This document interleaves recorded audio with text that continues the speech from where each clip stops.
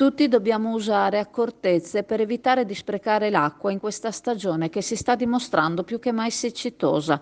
Le fontane cittadine verranno momentaneamente fermate, misura che lo scorso anno non è stata ritenuta necessaria.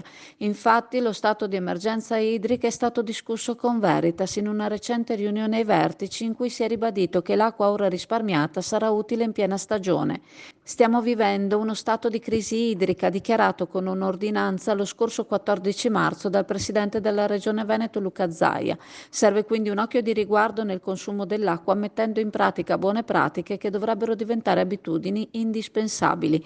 I consigli sono quelli che abbiamo riportato in post precedenti e che in calce ricorderemo. Il sindaco Armelau e Veritas invitano dunque i cittadini a non sprecare l'acqua, a utilizzarla con oculatezza, tenendo conto che ci stiamo avvicinando all'estate, periodo in cui crescono i consumi e quando la carenza idrica si manifesterà con maggiore evidenza.